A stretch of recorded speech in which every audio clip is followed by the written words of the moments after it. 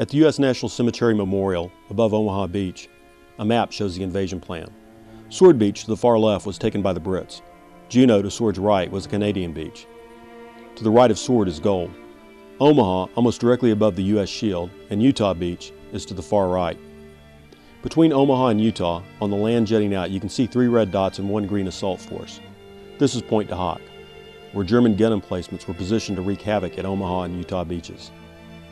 The bloodiest landing was Omaha Beach. The U.S. assault consisted of the battle-hardened 1st Infantry Division, which had made amphibious landings in Africa and Sicily, Rangers redirected from Point de Hoc, and the untested 29th Infantry Division. Facing the Americans was one of Germany's best divisions.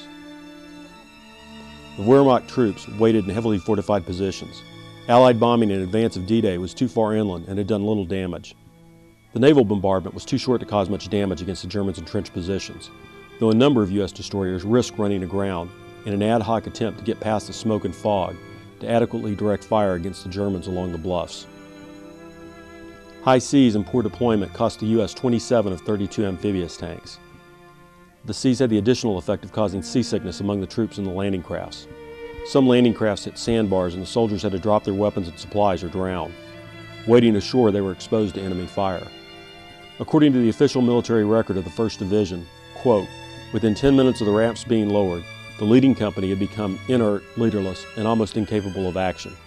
Every officer and sergeant had been killed and wounded. It had become a struggle for survival and rescue," end quote. America absorbed 3,000 casualties in the first few hours at Omaha Beach.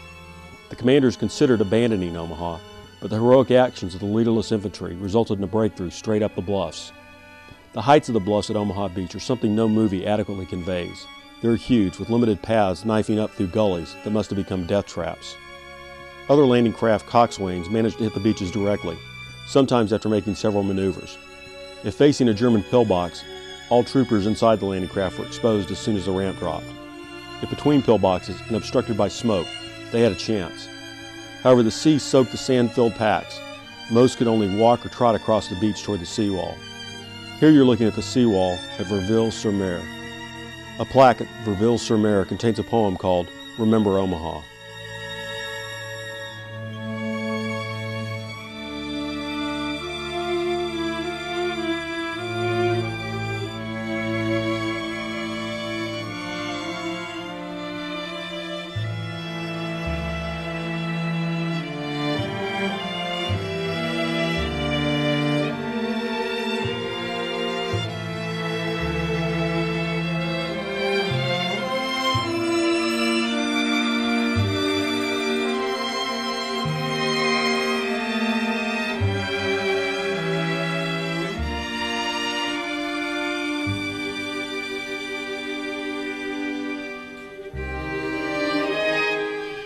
Next to the Omaha poem is another called Les Braves by the same writer.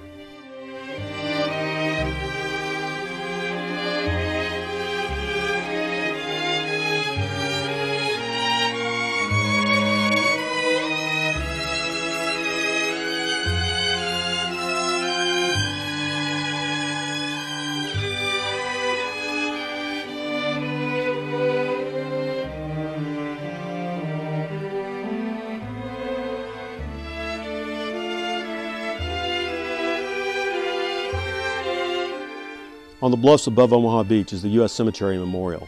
The chapel contains this mosaic on the ceiling. The cemetery contains 9,387 graves of Americans who lost their lives in the Normandy invasion in the days immediately following. Another 1,557 names of MIAs and KIAs whose remains could not be found or identified are inscribed in a garden along the east side. There are 307 unknown soldiers in the cemetery. The cemetery is extremely solemn and moving. One of the surprises to me was the number of French tour groups visiting the cemetery. We rarely saw French tour groups elsewhere.